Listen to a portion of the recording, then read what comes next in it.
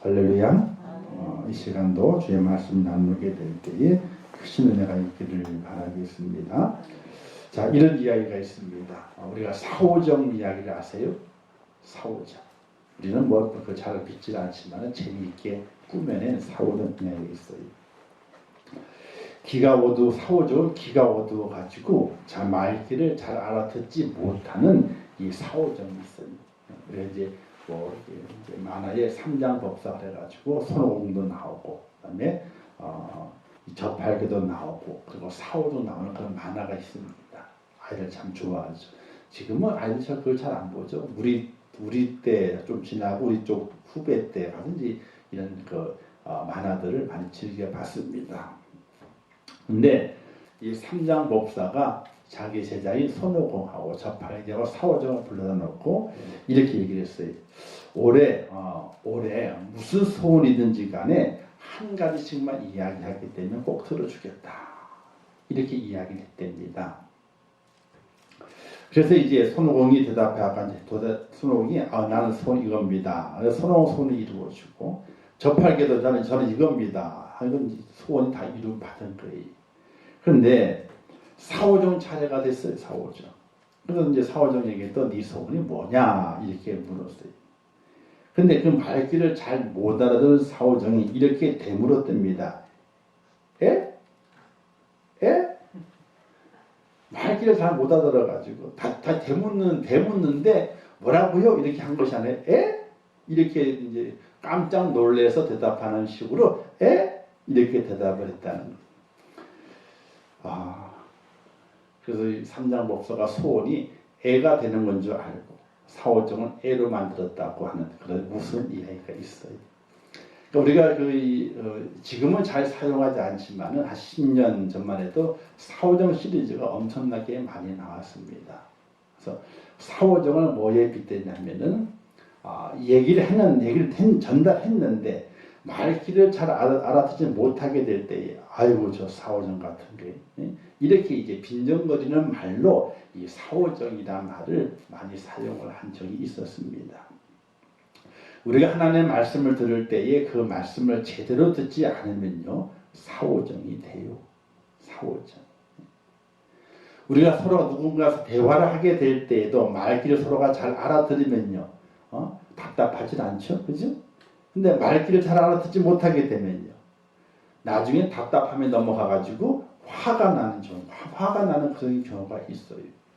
우리가 하나님의 말씀을 듣고 그 말씀을 묵상하고 그 말씀 내 마음에 새겨가면서 그 말씀의 뜻을 제대로 알지 못하게 되면요 말씀을 설들어 앞에 조금 듣다가 중간에 건너뛰고 마지막 결론을 듣는다든지 아니면 앞에 중간 다 뛰어먹고 마지막 결론만 듣게 됐을 때에 그러면 말씀을 잘 이해하지 못하고 온전한 뜻을 알지 못하는 그런 경우가 생길 수 있게 됩니다.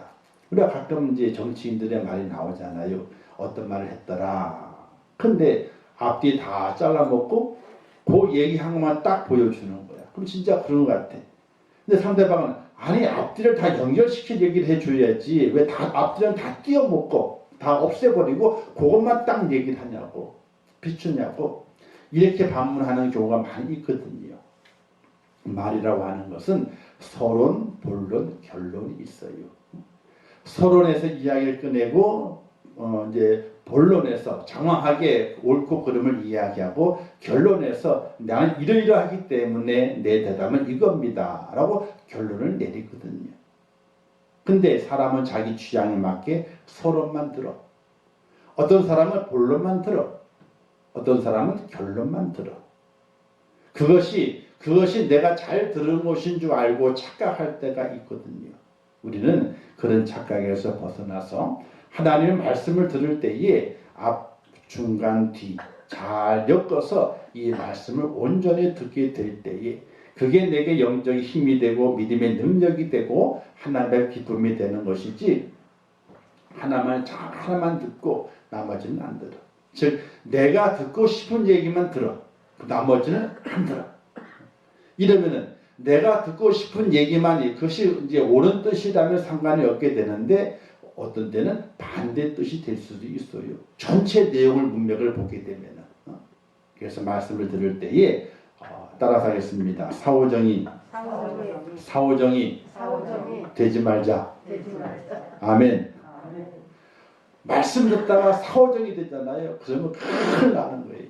큰일 나는 거예요. 왜? 하나님께서 말씀할 그 뜻도 어긋나지만은 목사가 전하는 말이 잘못 전해져가지고 어떻게 잘못 전해져가지고 그러면 오해를 불러일으키게 되면요 말한 거는 주워 담을 수가 없는 거예요. 이게 그런 경우가 너무나 많이 있기 때문에 말씀을 들을 때 정신을 바짝 차리고 앞에부터 끝까지 말씀을 이어서 잘 들어가 듣지 않으면요 잘못하게 되면 오해하는 구석이 많이 생긴다는 거예요.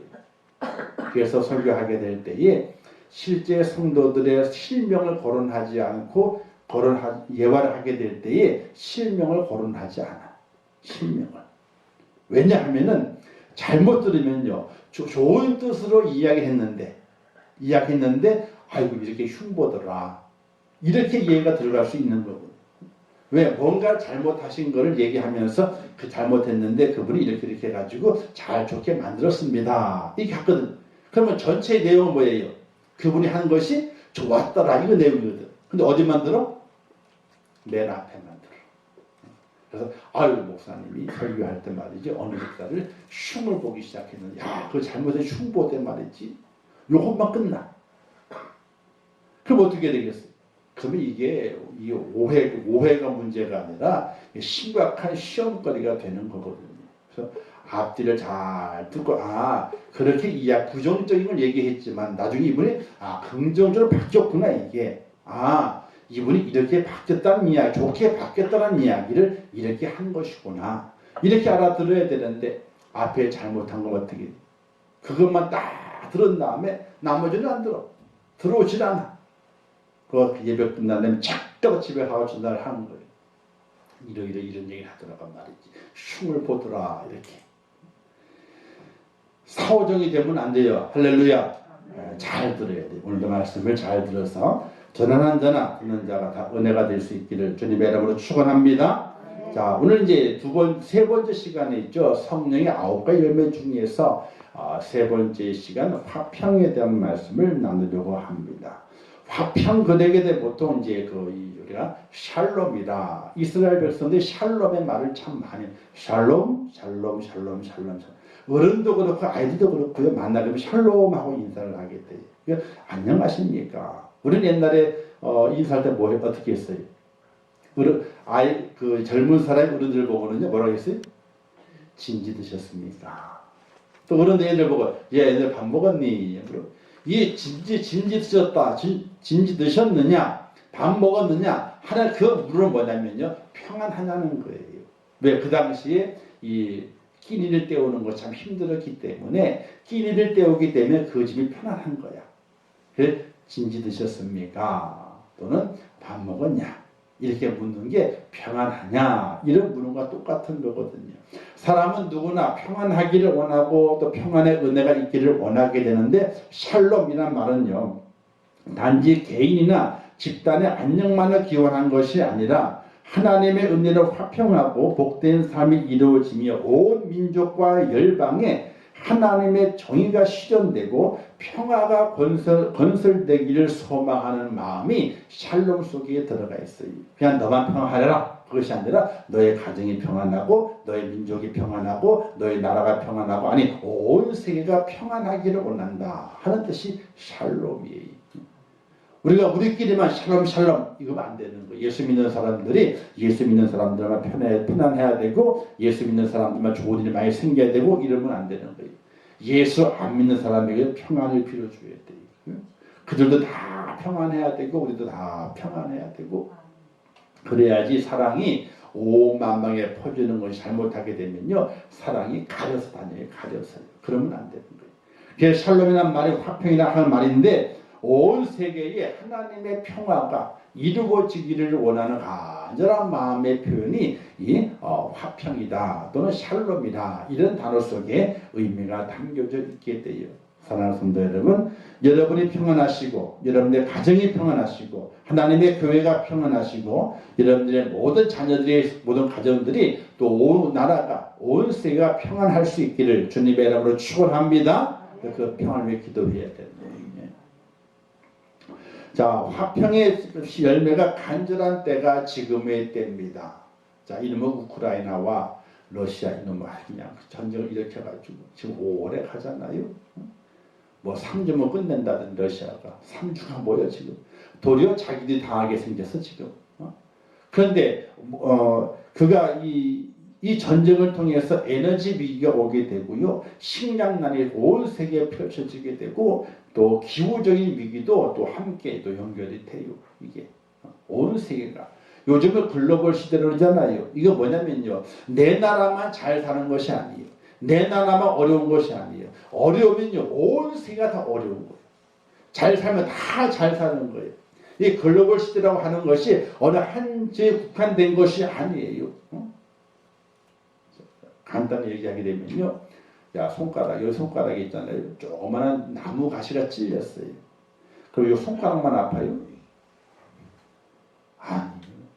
요것 때문에 머리가 얼마나 신경이 쓰이는지 몰라.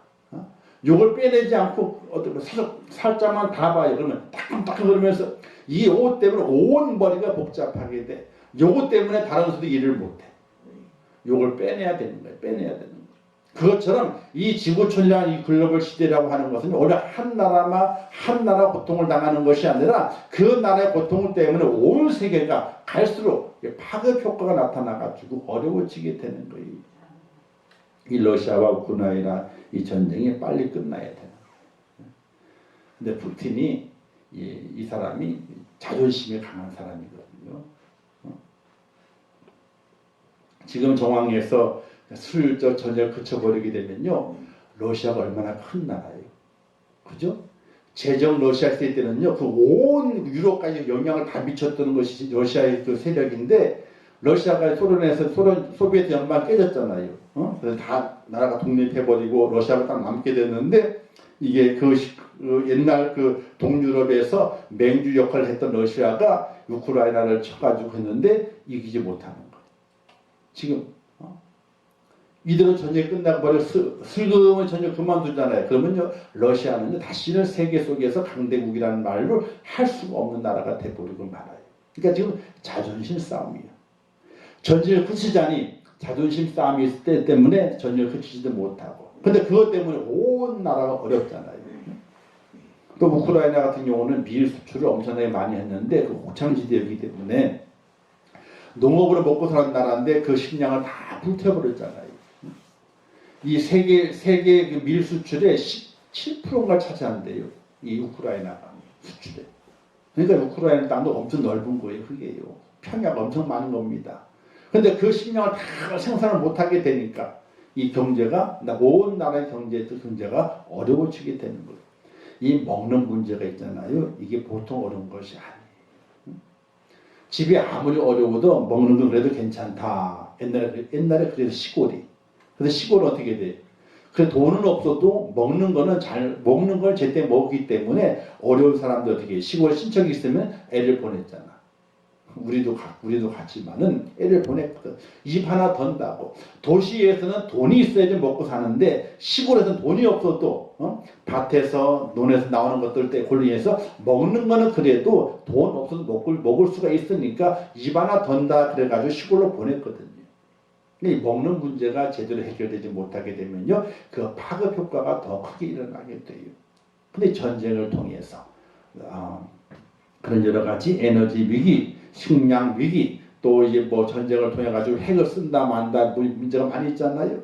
그래서 기후 문제, 환경 문제 이런 모든 문제가 그 파생되어 일어나는 것이 오늘 이때의 모습이라. 전쟁이 빨리 끝나야 돼요. 그다음에 물가 상승. 자, 온 나라가 있잖아요. 물가가 막 올라가요. 내년에는 물가가 더 올라간다며요. 올라가요. 아르헨티나 요번에 그 월드컵 우승했잖아요. 그죠? 우승했는데 이렇게 얘기를 하게 돼요. 아르헨티나가 월드컵 우승함을 통해 가지고 이 경제 경제 위기에 있는 아르헨티나의 국민들에게 희망을 주었다. 뭐 이런 이야기 나와요. 월드컵 우승이 아르헨티나 국민들에게 절망에 있는 국민들에게 희망을 주었다라는 얘기를 하게 되는데 왜냐하면 물가가 엄청나게 많이 올라가 있어.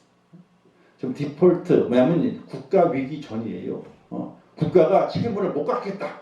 배째라. 이럴 위기 바로 전이라고 아르헨티나가. 물가가 얼마나 많이 오르는 있잖아요. 월급을 타잖아요. 타게 되면은 이런 얘기했어요. 그 다음날 돈을 다 쓴대. 물건을 다 사가지고. 왜냐하면 하루가 다르게 물가가 오르니까 오늘 사두지 않으면 내일 더 올라버리거든. 그러니까 월급을 타자마자 다 물건을 사버린다는 거. 생필품들 뭉땅다. 그 정도로 물가 불안이 있는 나라가 아르헨티나예요. 근데 우리나라는 안 그런가요? 우리나라도 물가가 많이 오르잖아요. 정부가 물가를 잡고 있지 못하는 부분 품목에서 많이 올라가기도 내년에 공공요금도 많이 올라간다 그러거든요.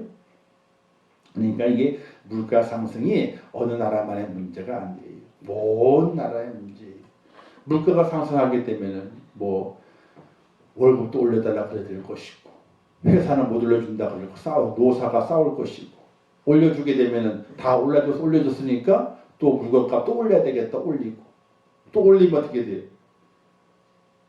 월급을 또 올려달라고 그러고 기업은 또 올려주는 월급 올라가서 어떻게 돼요? 인건비가 많이 들어가니까 물건값 또 올려야 되고 이게 악순환이거든. 이게 악순환. 선순환으로 돼야 되는데 적정한 선에 올라가고 해가지고 선순환이 돼야 되게 되는데 이 물가 상승이 이 악순환이 반복되게 됨을 통해 나라 경제가 망하게 되고 온 지구촌의 경제가 어려워지게 되는 그런 형국을 만나게 돼요.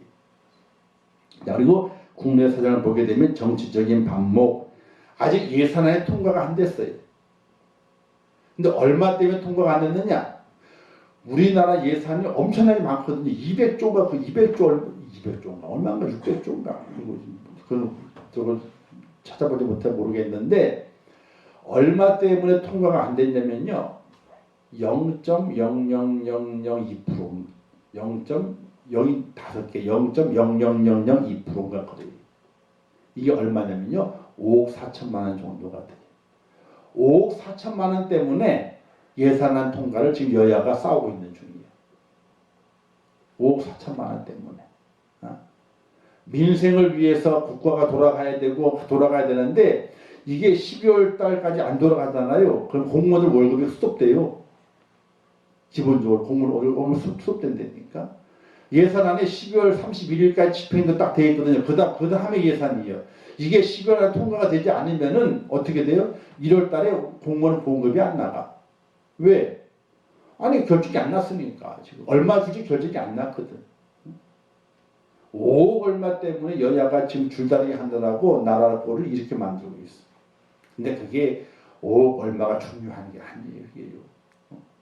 이들의 모든 생각이 여야 똑같아요. 어느 누가 잘하고 못하고 없는 거예요. 다 똑같은 거예요. 국민을 생각하는 줄 아세요? 정치인이? 아니에요. 다 집 밖으로 싸움하는 거예요. 우리나라는 국회의원을 다 없애야 돼. 자, 어쨌든 보면 그래. 아니 사설에 다 나와 있어 내용들이. 국민을 위한 정신이 없다 이거인지. 어쨌든 국내 사정이 어렵잖아요. 그렇죠? 화평하지를 않아. 여야가 협치하면 얼마나 좋아요. 또 지역 간의 차별이 계속되고 아직도 계속되고 있죠. 계층 간의 불화, 빈부격차는 더 심해지고 있죠. 남북 간의 불통은 또 심해지고 있죠. 위사를 펑펑 싸대지.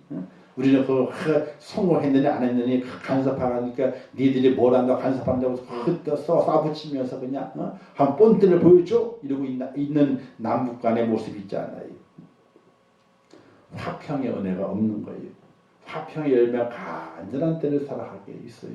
우리나라도 마찬가지고 외국도 마찬가지고 지구촌 전체가 화평해야 되는데 화평을 간절히 소망하는 그 때를 살아가고 있게 되는 겁니다.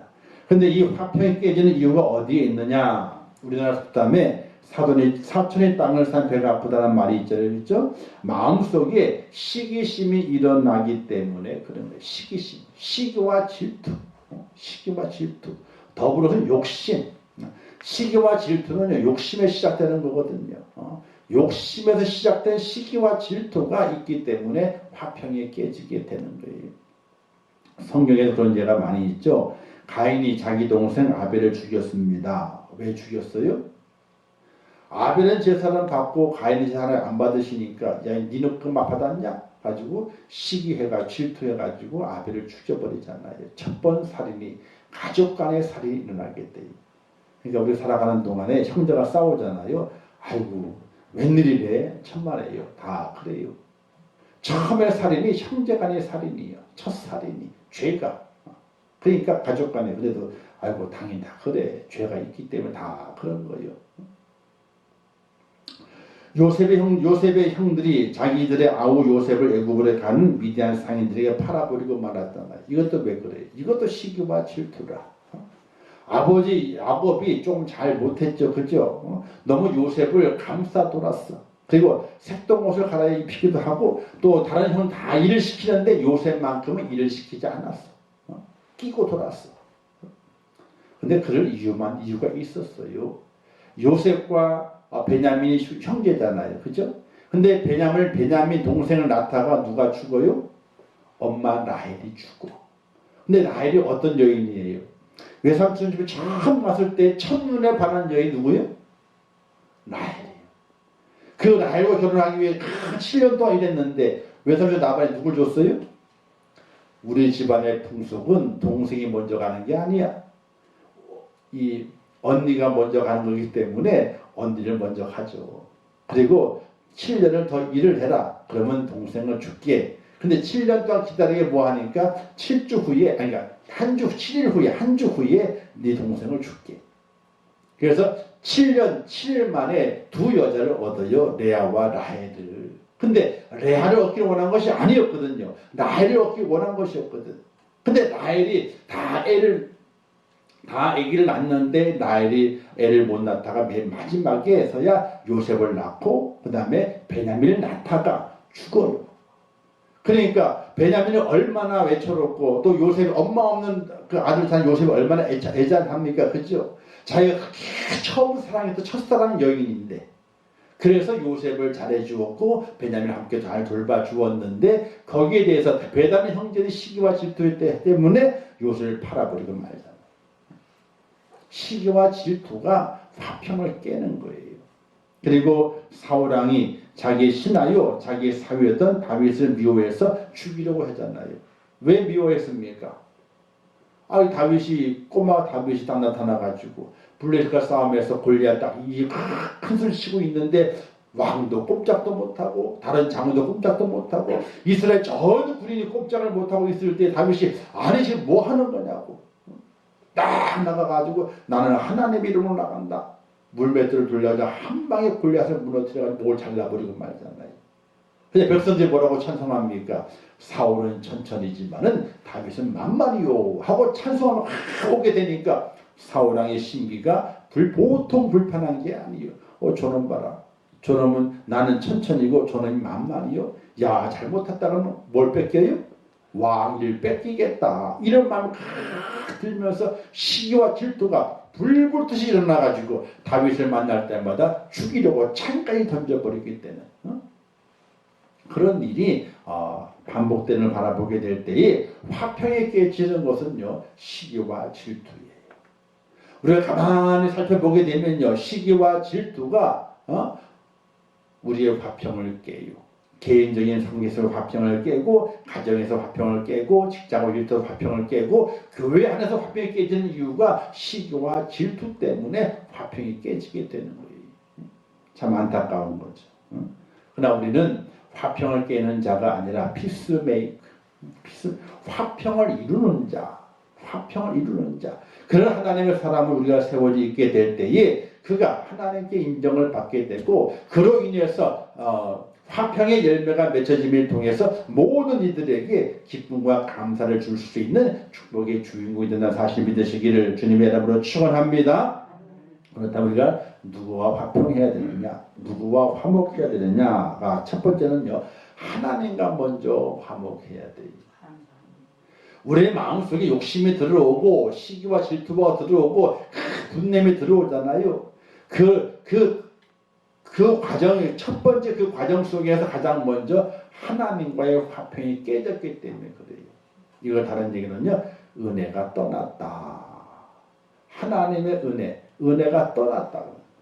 은혜가 떠난 거예요. 이 속에서. 은혜가 떠나면요, 그 은혜가 떠난 그 기회를 타서 사탄 마귀 우리 속에 뭘 집어넣어줘요? 시기와 질투와 분노를 집어넣어줘요. 그 속에다가. 그래서 하나님과의 화목이 깨지게 되면, 하나님과의 화평이 깨지게 되면요, 그때부터 내 속에 시기와 질투와 분노가 불릴 듯이 일어나게 돼요. 근데 하나님의 은혜와 깨지지 않으면요, 그게 들어와도 하나님께서 그 불을 다 꺼.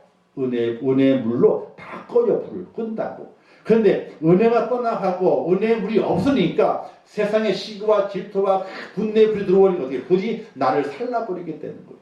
내 나만 살아면 좋지만요, 나만 살아면 다행이지. 그러나 내 주위까지도 다 살라버려요. 이게. 그래서 하나님과 화목해야 돼요. 고린도서 5장 2절마다 이렇게 말씀했죠. 그리스도를 대신하여 간구하노니 너희는 하나님과 화목하라. 이 땅의 삶의 문제 때문에 곤고하고 우리가 참 힘들고 어려워요. 그 어려움을 이겨내고 극복해내는 가장 지름길은 하나님과 화목하는 거예요. 하나님과 화목해야 돼요. 하나님 이름 부를 때마다, 하나님 이름이 채워질 때마다 다 모두 잊어버려야 돼요. 그래서 하나님과 화목하기 위해 첫 번째, 하나님을 가까이 해야 돼요. 근데 하나님과 가까이 가장 좋은 방법은요, 다른 게 있는 것이 아니라 하나님 나를 용서해 주세요 라고 회개하는 거예요. 마음을 성결하게 하라. 그러면 내가 너희와 가까이 하리라. 회개하는 거예요. 하나님과 화목하는 방법은 다른 방법이 없어요. 그냥 하나님 나와서 회개하는 방법밖에 없어요. 근데 우리는 그 방법을 안 찾으려고 그래. 내가 뭘 잘못했는데, 나 이렇게. 내가 뭘 잘못했는데, 내가 뭘 잘못했는데. 그냥 그게 아니에요. 하나님의 은혜가 내 속에 들어오고 하나님 화목하는 그 은총을 받기 위해서는요, 내가 주 앞에 나가 가까이 가야 되는데, 가까이 가는 방법은요, 다른 게 있는 게 아니라니까요. 하나님 내가 뭘 잘못했습니까? 이러면 가까이 못 가는 거예요. 내가 이렇게 했는데 하나님 나를 자랑해도 가까이 못 가는 거예요. 주 앞에 내 마음을 성결하게 죄를 고백하고 하나님 나를 받아주세요 라고 하고 나가게 될 때에 하나님의 은혜가 내 속에 슬며시 들어와서 내 나를 딱 지배하면서 하나님과 가까이 될 수 있는 그런 축복자, 하나님과 화목할 수 있는 시작을 이룰 수 있다는 것이, 이제 가까이 했으면요, 이제 하나님을 닮아가야 돼요. 세상을 닮아가는 것이 아니에요. 사람을 닮아가는 것이 아니에요. 일반 사람, 세상의 사람을 닮아가는 것이 아니라 하나님을 닮아갈 수 있는 믿음의 사람이 되어야 돼요. 내가 거룩하니 너희도 거룩하라.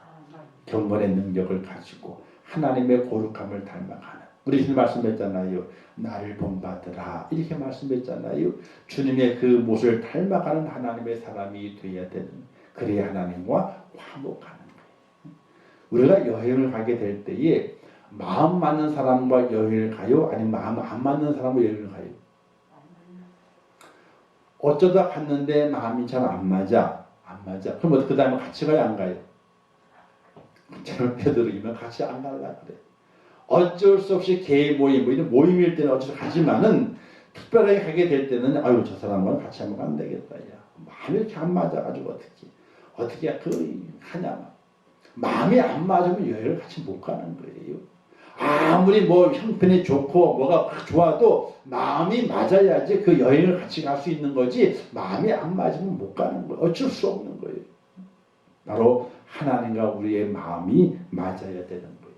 닮은 꼴이 돼야 되는 거예요. 닮은 꼴이. 그래야지 화목하게 되고, 그래야 그 인생의 여정, 믿음의 그 여행을 잘 할 수 있는 하나님의 사람이 되어야 되는데, 바로 하나님과 화목해야 된다. 할렐루야. 하나님과 꼭 화목할 수 있기를 주님의 이름으로 축원합니다. 그리고 두 번째는요, 우리 이웃과 화목을 해야 돼요. 사람은요, 사회적인 동물이요. 혼자는 절대로 못 살아. 절대로 못 살아. 우리가 간혹 이제 TV 프로그램 중에서 오지에 사시는 분 있잖아요. 오지에 사시는 분, 이제 혼자 사시는 분 내용들이 있어요. 아니면 오지에 들어가면 이제 살고 있는지 자연인이다. 그래가지고 자연 사시는 분들이 있어요. 야, 참 자연인으로 살면 편하고 좋겠다 생각이 들어요. 보면은. 근데 가만히 생각해 보게 되니까, 야, 참 외로울 텐데 저 외로움을 어떻게 견딜까? 근데 보통 자연인이 된 사람을 보게 되면요, 세상의 삶 속에 실패했든지 또 어떤 상처를 받았든지 그런 살아가야 되는데 세상을 피하는 사람들, 세상을 피해서 산속에 들어가는 사람들이 거의 대부분이더라고. 근데 자연적으로 자기 어떤 질병을 치료하고 오시는 분들 계세요. 병을 고치기 위해. 그런 분들은요, 세상과 단절한 것이 아니에요. 세상과 늘 교류해, 같이. 가족들과도 교류를 해요. 그런데 세상의 어떤 고난과 여기 환난 때문에 세상을 피해서 도피처로 자연으로 들어온 사람들은요, 세상과 단절된 생활을 하더라고. 근데 그 모습이 한편으로,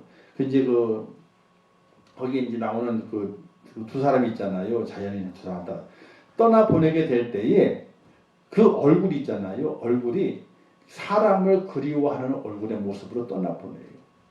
모습이 가만히 살펴보게 됩니다. 그러니까 사람은 사회적인 동물이에요. 사람과 함께 살아야 돼. 이웃과 함께 살아야 돼. 그가 원수고 나를 핍박하는 자일지라도 함께 살아야 되는 거예요. 함께 부닥치며 살아가야 되는 거예요. 부닥치면서. 안 부닥치려고 하면 자연서 들어가야 되죠. 근데 자연서 딱 들어가면 어떻게 돼요? 혼자 살아가는 것이 얼마나 외롭고 얼마나 자신의 존재가 없어져요. 자연 속에서는요. 호랑이는 죽어 가족을 남기고 사람은 죽어 뭘 남긴다 그랬어요? 이름을 남긴다 그랬잖아요. 이름을 남기는 것이 유명이 돼가지고 이름을 남긴다. 그것도 있지만 이 세상 속에서 나의 존재감이 없어 상실되어 버리지 않는 그런 상태의 이 마음을 사람은 갖고 살기를 원하거든요. 그래서 우리 이웃과 함께 살아가게 되는데 그 이웃과 늘 싸우는 것이 아니라 싸워가더라도 뭘 이루기 위해 싸워가느냐? 화목하기 위해서 싸워가야 되는 거예요. 우리가 결혼하게 되면 처음 많이 싸운다 그러죠? 연애할 때는 안 싸운대요. 왜? 콩깍지가 씌워가지고 안 싸운대. 싸울 거리를 못 찾는데. 근데 24시간 붙어있다 보게 되면 어떻게 돼요? 그때부터는요. 콩깍지가 벗겨져가지고 어떻게 잘한 것만 보이는 것이 아니라 못하는 것만 보이는데 안 맞는 것만 보이는데 그래서 신혼초에 많이 싸우는데 근데 왜 신혼초에 많이 싸우잖아요. 근데 그 싸움이 헤어지기 위한 싸움이에요? 함께 살기 위한 싸움이에요? 함께 살기 위한 싸움이. 근데 요즘은 헤어지기 위한 싸움을 많이 한대. 그래서 신혼부부들 조심해야 된대. 왜? 그 옛날처럼 용납해주고 받아주고 이해해주고 하는 마음보다는 어떻게 돼요? 왜 나를 이해 안 했죠? 나를 더 알아줘야 되는데 이런 마음이 더 강해가지고 서로가 싸우게 될 때에 함께 살기 위한 싸움이 아니라 내가 이겨보겠다는 마음을 가지고 싸우기 때문에 이 위험한 요소가 많이 있다는 거예요. 그래서 참 이 어려운 때를 살아가요. 그래서요. 어쨌든 이웃과 화목해야 될 첫 번째 사랑하고 사랑해야 돼요. 사랑. 근데 사랑은요. 어떤 사랑을 해야 되느냐. 그 옛날 우리 어머니 고통스러운 어머니 시대처럼 정말 희생적인 사랑이 필요한 거예요. 나를 알아줘 하는 사랑이 아니라 내가 이만큼 했어 하고 자랑하는 사랑이 아니라 희생과 헌신이 있는 사랑의 그 모습이 오늘 우리가 이웃과 화목하는 거예요. 이웃과 살아가게 될 때에도 그런 희생과 헌신의 사랑이 있어야 돼요. 자, 집 주위에 눈이 맞잖아요. 요즘은 자기 집 앞의 골목은 자기가 쓴다. 그게 기본 돼 있잖아요. 근데 한 사람이 눈이 많이 왔단 말입니다. 빗자루 나가서 쓰는 거예요. 근데 사람은 선을 딱 그어 이렇게 자기 담을 딱 긋고 앞에 찍어 담을 딱 그어 이렇게 그래가지고 자기 집 딱 그 사이즈 있잖아요. 그 앞에 그거만 딱 쓰고 나 끝났어. 그러면 옆에 분들 아 자기 집 앞을 쓰는데 잘 쓸었네 이렇게 칭찬할까요? 아이고 저 깍쟁이 맞아. 깍쟁이 봐. 아니 그거 좀 빗자루 몇 번 더 된다고 뭐 손에 물집이 잡히나 시간이 더 걸리나 조금 더 하면 얼마나 좋을까. 아니 내 집 앞 쓸었거든. 내 집 앞을 딱 재가지고 옆집 선을 딱 긋고 또 긋고 앞집 선을 딱 그어가지고 반 딱 잘라가지고 그걸 다 썰었어. 내 집 앞을 쓸었단 말이에요. 근데 그 옆에 앞집 옆집 선을 쭉 보고 있다가 아이고 저 인간 봐라 저 인간 봐라 칭찬을 해요? 아니 내 집 앞을 쓸었는데 그럼 칭찬 받아야 되잖아요. 칭찬을 안 해요. 오늘 우리가 사랑이라고 하는 것은요, 나를 뛰어넘어서 희생과 헌신에 보여지게 될 때에 그때 칭찬이 들어오거든요. 좀 일찍 나가 쓰는 거예요. 내 집 앞 쓸고, 내 앞집 앞 쓸고, 옆집도 쓸어주고, 아유, 그래도 길을 내야지. 쭉, 대놓고, 가지고 써가지고 길을 쫙 냈어. 그럼 보고 있는, 아이고, 저 사람 수고한다. 야, 참 고맙다. 자기 집 앞만 쓰는 것도 참 다행인데 지나가라고 사람이 지나가라고 저 길까지 쫙 썰어주는구나. 자 헌신과 희생이 담겨져 있잖아요. 그러면 감동을 주게 돼 있거든요. 오늘 우리가 이웃과 화목하기 위해서는 그런 사랑을 해야 되는 거예요. 내가 피해를 주지 않는다 그게 아니에요. 피해를 안 주는 건 당연한 거고 진짜 사랑은 그들을 위해서 헌신의 마음과 나를 희생하는 그 마음에 담겨져 있을 때에 진짜 사랑을 하게 되는 거거든요. 이거는 믿는 사람이나 안 믿는 사람이나 동일하게 사랑의 그 모습을 가지고 살아가게 될 때에 동네가 좋아지고 우리나라가 좋아지게 돼 있어요. 자, 사랑해야 된다. 두 번째는요. 용납하라, 이해하고 용서하라 이런 얘기예요. 살다 보게 되면 허물이 발견될 때가 있어요. 어떤 사람이 그래요. 나도 완벽하지만은 완벽한 사람으로 나는 살 거야. 잘못이 없는 사람, 허물이 없는 사람. 그 사람은요 이렇게 얘기를 해야 돼요. 지구를 떠나거라 이래야 돼요. 어떻게 완벽한 사람이 있어요? 이웃 간에도. 아니 부부간에도 어떻게 완벽한 사람이 있어요? 자녀 부모와 자식 간에 완벽한 부모가 있고 완벽한 자식이 있어요? 아니에요. 허물과 연약함을 덮어주지 않고서는요 온전함을 이루지 못하는 거예요. 이게. 그래서 용납하지 않으면 용납해 주어야만이 이웃과 화목할 수 있다. 용납은 이해하고 용서하는 마음을 이야기하게 돼요. 그래서 공감 능력이 있어야 된다. 즐거워하는 자들 함께 즐거워하고 우는 자들로 함께 울라. 즐거워하는 자가 있어요. 함께 즐거워해 주는 거예요. 근데 우리는 어때요?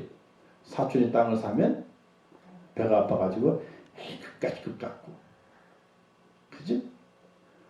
아 자랑하는 하나 이런 일이 있어 좋아 즐거워 그러면 끝까지 갖고 그럼 같이 즐거워해 주는 거예요? 시기와 질투하는 거예요? 그 시기와 질투하는 거예요. 아니 본인이 즐겁다는데 아유 그럼 축하해 잘 됐네. 야 정말 잘 됐네. 그거 너무 즐거워. 그럼 얼마나 좋아요. 그죠? 근데 하는 말이 끝까지 갖고 이러면 돼요? 안 돼요? 이러면 안 돼요. 또 우는 자를 함께 우는 거예요. 슬픔을 함께 나누는 거예요. 기쁨을 함께 나누게 되면 배가 되고 슬픔을 함께 나누게 되면 슬픔이 줄어든다 그러잖아요. 그래서 이런 말이 있잖아요. 잔치집에는요 그냥 지나가고 그냥 가도 되지만은 장례집에는 그냥 가지 마라. 왜? 잔치집은 그냥 가도 별 큰 허물은 되질 않아.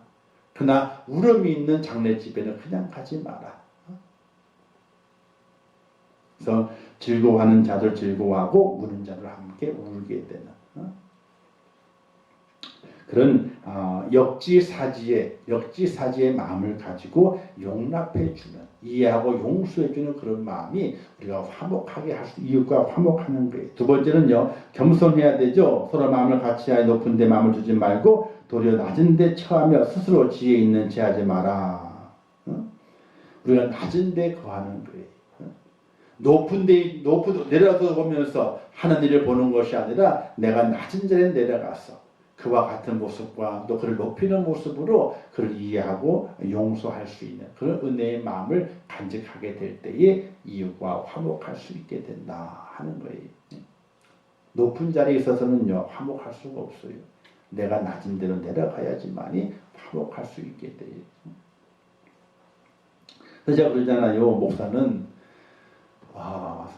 목사를 살아가게 될 때는 창은 없고 방패만 있다고요. 창은 없고 방패만 있다.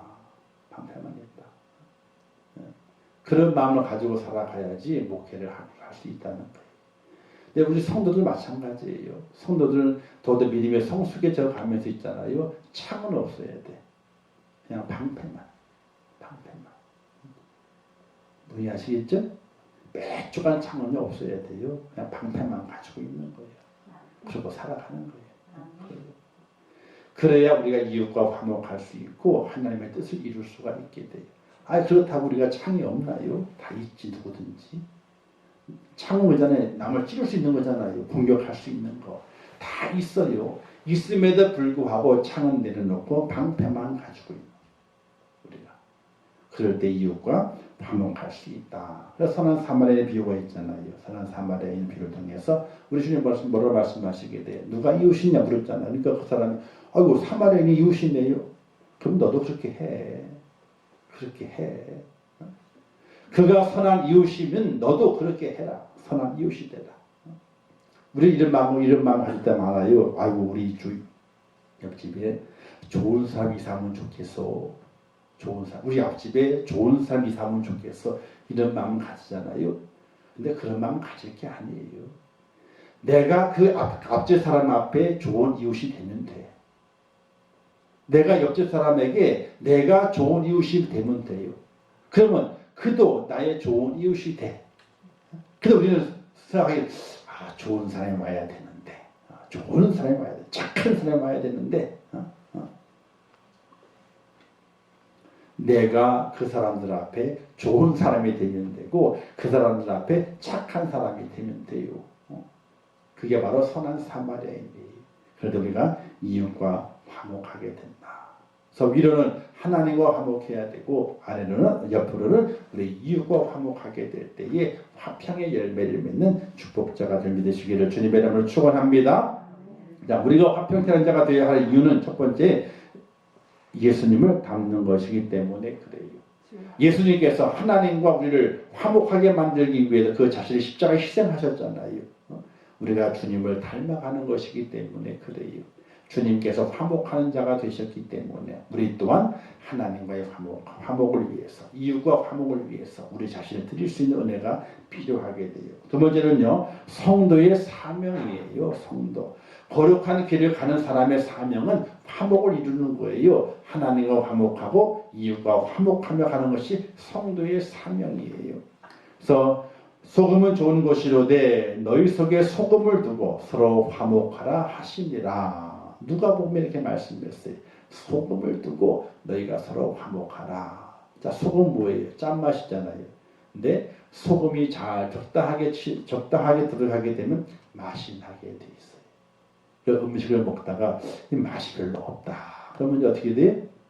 딱 두 가지를 잘 치면 돼요. 소금을 잘 치고요. 그다음에 거기다가 후추를 조금 잘 치면 맛이 확 살아나요. 그렇게 한번 해보세요. 맛이 없네. 그러면 소금을 조금 치고 있잖아요. 후추를 조금만 쳐보세요. 그러면 맛이 확 살아나게 돼 있어요. 일단 소금을 잘 쳐야 돼. 근데 소금이 잘 녹아 들어가잖아요. 그죠? 그것처럼 소금이 잘 녹아 들어가는 것, 희생하는 것처럼 우리가 그렇게 살아가게 될 때에 우리가 서로 화목할 수 있게 되는데 이건 성도의 사명이에요. 성도의 사명. 성도로 살아가게 될 때 원수가 많으면 돼야 안 돼요. 어떤 분 그래요. 하나님께서 원수를 사랑하라 그러셨기 때문에 나는 원수를 많이 만들었어. 왜? 사랑하려고. 그러면 안 돼. 원수가 많으면 안 된다. 원수가 없어야 되지. 원수가. 그리고 데살로니가 5장 10절 말씀에서 저의 역사로 말미암아 사람 안에서 가장 귀히 여기며 너희끼리 화목하라.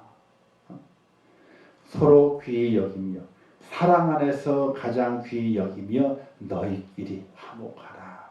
귀하게 여겨줘야 돼요. 귀하게. 제가 새벽에 이렇게 운영하게 될 때에 한 분 한 분 다시잖아요. 그러면요, 여러분들에게 표현을 안 하지만요, 제 마음속으로 많이 웃어. 야, 복동원이 하나 탔다. 복동원이 하나 탔다. 그리고 이 복동원 하나 건져 올리듯이 그런 마음을 가지고 돌아요. 아니, 성도 한 명이 없으면 제 소리를 누가 들어줘? 새벽 예배를 어떻게 드리냐고. 집사람하고 저가 둘이 드릴 생각하게 되니까 깜깜하잖아요. 근데 한 분 딱 건져 올려 태우고 복주머니 하나 탔다. 또 복주머니 하나 탔다. 복주머니 딱 태워가고는 거예요. 그러면은 어떤 분들이 우리 이근성 권사님은 그래요. 아이고 목사님 힘들어 어떡하냐고 내리시면서. 근데 힘이 하나도 안 들어. 하나도 안 들어. 진짜라니까요. 힘이 하나도 안 된다니까. 사랑 안에서 서로 귀히 여겨주는 거예요. 귀히 여겨주면서 어떻게 돼요? 우리가 화목하는 거예요. 하나님의 은혜가 내 화목하는 거예요. 이게 바로 천국이에요. 이 땅의 천국, 작은 천국. 불완전하지만 천국이에요. 완전한 천국을 바라보면서 불완전하지만 천국이에요. 이 천국의 그 모습이 오늘 우리에게 허락하신 사명이다. 사명을 기억하시면서 꼭 승리하신 주님의 이름으로 축원합니다. 자, 이렇게 우리 화평하는 사람이 되어야 돼요. 마지막 결론입니다. 주시는 교훈 산상수훈에 한번 읽겠습니다. 시작. 화평케 하는 자는 하나님의 아들이라 일컬음을 받으리라. 자, 하나님의 아들이라 일컬음을 받는데, 근데 누구에게서 하나님의 아들의 일컬음을 받겠느냐? 둘이에요. 하나님도 아이고 너는 내 아들이야. 이렇게 하나님이 인정하시고, 세상의 사람들도 어떻게 인정해요? 야, 저 사람은 믿는 사람이다 말이야. 야, 저 믿음이 좋은 사람이구나. 저 사람은 정말 믿는 사람이네. 야, 정말 하나님의 백성이구나. 세상 사람들도 오늘 우리를 화평케 하는 자를 하나님의 아들로, 하나님의 자녀로 인정해 주게 되는 그런 축복을 받게 된다는 것이. 아니, 살아가면서 우리가 믿음의 사람 인정받으면 얼마나 좋아요. 하나님의 사람 인정받으면 얼마나 좋으냐고요. 근데 아이고 이러면 어떻게 돼? 아이고 그러면 큰일 나는 거잖아요. 우리가 가는 것마다 큰 피스메이커 화평을 만들어. 아니, 싸움은 말리고 흥정을 붙이라 그랬잖아요. 근데 우리가 어떤 경우는요, 흥정을 깨 그리고 싸움은 붙여. 이걸 바꿔줘야 되는데, 세상 사람들도 흥정은 붙이고 싸움 말리라 그랬잖아요. 근데 우리 그리스도인들이 싸움을 붙이고 흥정을 깨버려. 이거는 우리 그리스도의 모습이 아니라는 거예요. 우리가 누구와 만나든지 누구와 살아가든지 누구와 관계를 갖든지 간에 오늘 우리는 싸움을 무조건 말려. 그리고 흥정은 어떻게 돼? 흥정을 붙여.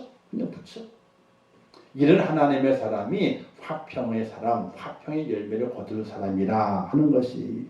그래서 하나님을 사랑하고 하나님을 믿고 하나님의 자녀라면 어느 곳에서나 화평케 하는 자가 되어야 된다.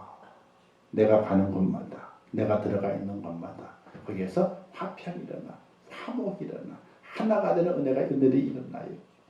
그런 아름다운 사람이 되게 될 때에 그가 바로 성령의 열매를 거둔, 성령의 열매가 달려져 있는 그런 축복자가 될 믿으시기를 주님의 이름으로 축원합니다. 한번 따라서 하겠습니다. 싸움은 말리고 흥정은 붙여라. 이것만 알면 돼요. 반대로 하면 안 돼요. 흥정은 깨고 싸움은 붙이는 이게 하면 안 되고, 싸움은 말리고 흥정은 붙이는 사람, 이게 바로 화평케 하는 사람이에요. 그러면 우리가 어디든지 야, 저 사람 믿음이 대단한가 봐. 야, 저 사람 믿음이 정말 대단한가 봐. 야, 하나님의 사람은 틀려.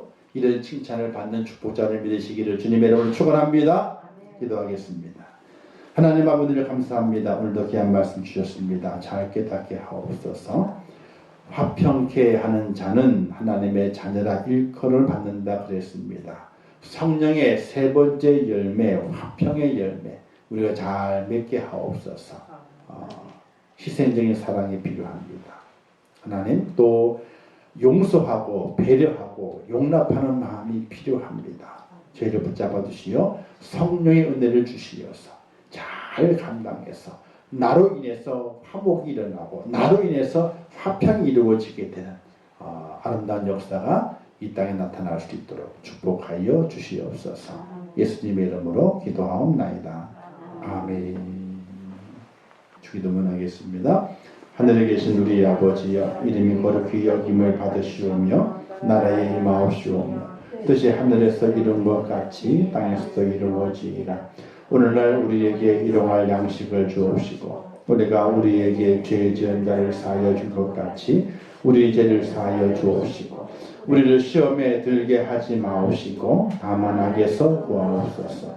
대개 나라와 권세와 영광이 아버지께 영원히 있사옵나이다. 아멘.